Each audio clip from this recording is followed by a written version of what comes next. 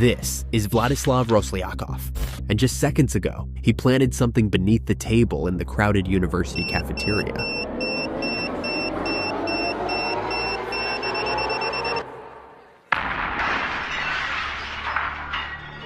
But for Vladislav, this was only the beginning.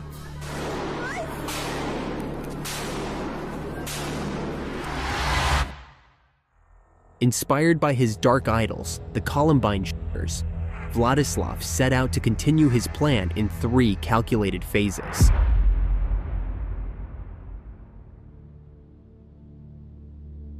At the Polytechnic University of Kerch in Crimea, a region disputed between Russia and Ukraine, a student named Vladislav had gone 2 weeks without speaking to anyone, not a single word.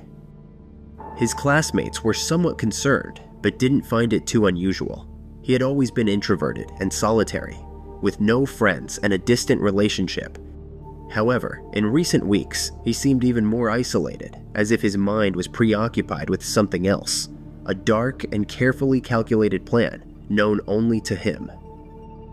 Although he had never been an open person, there was something different about his silence. Just 1 week before the attack, a deeply unsettling recording surfaced. Some say that Vladislav had planned to carry out the massacre that very day, but lost his nerve. In the video, he is seen wearing the same clothes he would wear on the day of the attack, not by coincidence, but with deliberate intention. But even more disturbing are the stories circulating around the university, tales from his classmates of unnerving encounters they had experienced with him. The first story begins during a philosophical discussion in class. While everyone was actively participating, Vladislav remained silent, simply observing. Suddenly, he raised his hand and, in a clear voice, said verbatim, "Humanity doesn't deserve to live. The world would be better off without so many people." A chill ran through the room, and silence fell over the class. Glances were exchanged, but no one knew how to respond. The next story comes from a classmate who recalls a disturbing moment. On one occasion, he saw Vladislav at a cyber cafe watching videos about school massacres. When he asked why he was watching such things, Vladislav coldly replied, "I'm just interested in how those people thought." As Vladislav distanced himself from his physical surroundings, he began to dive deeper into the digital world. There, he found something that fueled his dark perspective: Columbine, a school massacre carried out by 2 students who, tired of how unjust life had been for them, took the lives of 24 people before ending their own. It didn't just fascinate him, it obsessed him. Every detail of the 1999 attack became part of his own personal narrative. He didn't see the perpetrators, Eric Harris and Dylan Klebold, as mere criminals, but as mythical figures who had defied a world that had cast them aside. Through videos and forums, Vladislav absorbed every detail of the attack, turning his admiration into a meticulous plan. Vladislav saw them not just as criminals, but as kindred spirits. Like him, they had been marginalized, bullied, and rejected. And most importantly, they sought the same revenge on society that he now craved. No one could have predicted that after weeks of silence, Vladislav was preparing something similar. An attack that in his mind would not only reflect the hatred he felt toward the world, but also recreate the same hell that Columbine had unleashed years before.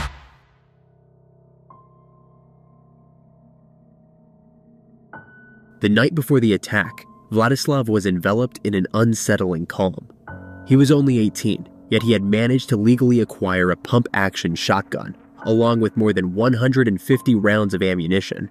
But the bullets weren't the most shocking part. The real darkness lay in what was to come. Inspired by his Columbine idols, his plan went far beyond a mere shooting spree. Vladislav didn't just want to shoot. He wanted to destroy.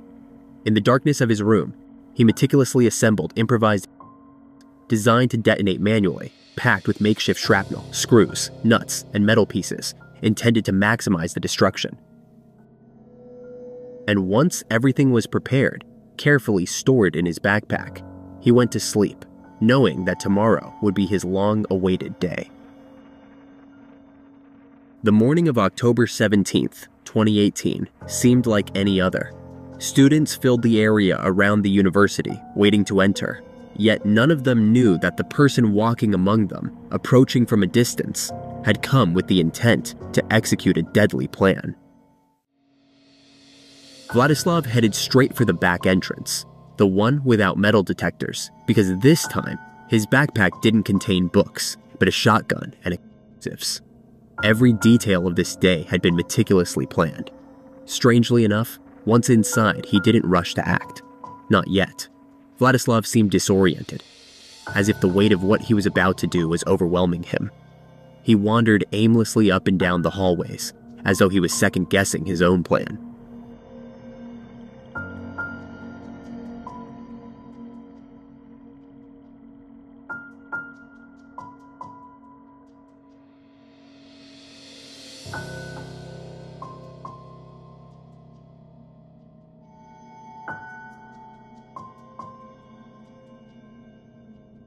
Finally, he stopped near the cafeteria.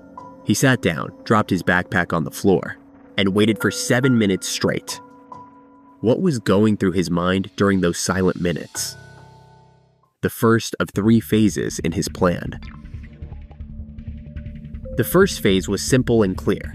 Head to the area with the highest concentration of people to maximize damage, the cafeteria. Although he was clever, he knew that walking in with the gun could be risky.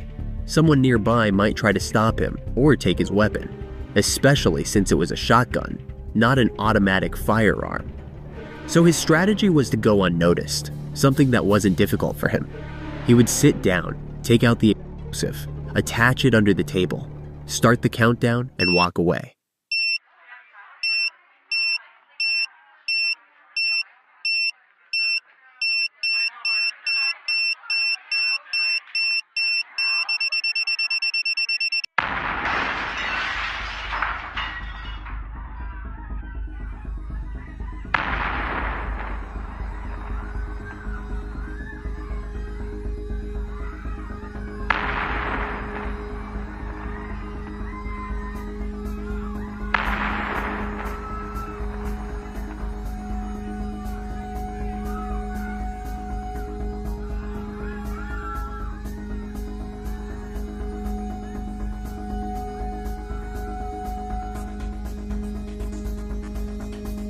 The smoke still lingers in the air. Students are frozen in place, some trembling, others paralyzed by the deafening silence that follows the blast. The once familiar bustling space now feels like a nightmare, with devastation unfolding around them. However, before the detonation, Vladislav had removed his jacket, revealing an outfit eerily similar to what Eric Harris wore during the Columbine massacre: a white shirt and black pants, paying tribute to his idols. While Harris and Klebold also used explosives, theirs weren't as effective. With just that single explosion, 15 innocent students lost their lives in the cafeteria. But the worst was yet to come. Vladislav headed to the bathroom to prepare for the second phase, the shooting. Anyone still wandering the halls, anyone still alive, had mere seconds to flee. If they didn't, they would soon envy the dead.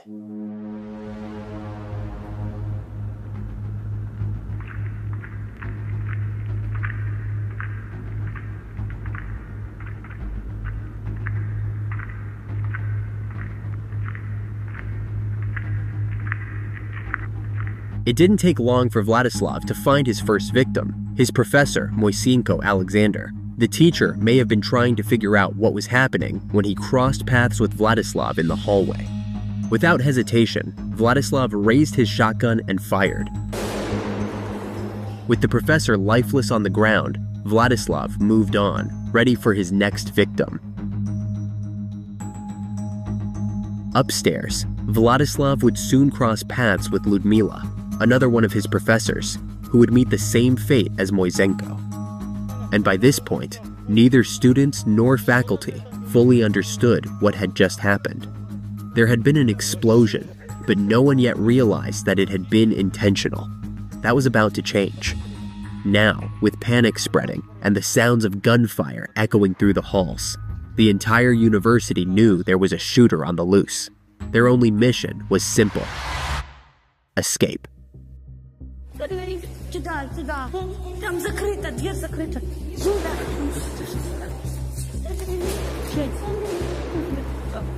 Сюда. Сюда.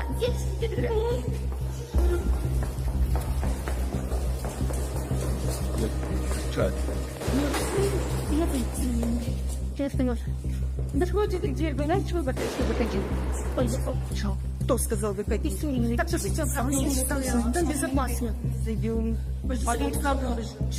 Я, конечно, через окно выбежать, а может быть и нет. Давайте через окно. Юля, пошли через первый этаж через окно. Все.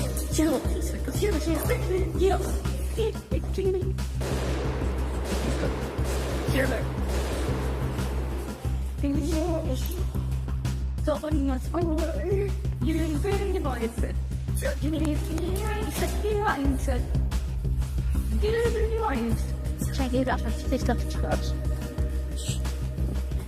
Когда причем заплатить? Сюда так не работает.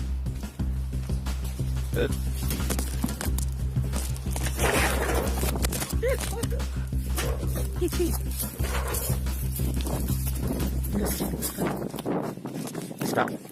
Ой, помогите.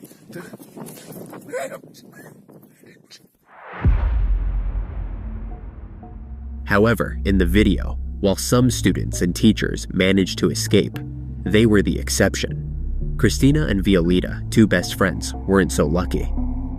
In their desperate attempt to flee, they thought they were safe, certain they wouldn't cross paths with Vladislav. But fate had other plans. Their belief of safety turned into a tragic miscalculation. As they rounded a corner, they suddenly found themselves face to face with the very danger they were running from.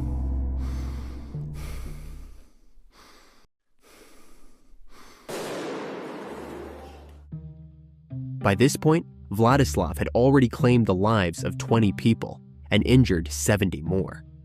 He knew the emergency services had been alerted and were en route to his location. But before the third phase, Vladislav stopped. Instead of moving forward immediately, he chose to take one last walk through the now emptied halls of the university. He wandered slowly through the classrooms and corridors that had once been part of his daily routine, but now felt foreign and ghostly. What was going through his mind in those final moments?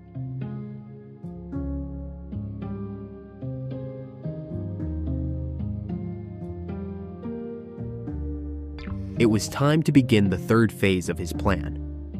Vladislav's heroes, the Columbine attackers, had ended their lives in their school's library. Following in their footsteps, Vladislav proceeded to make his way to the library, determined to bring his plan to its final, brutal conclusion.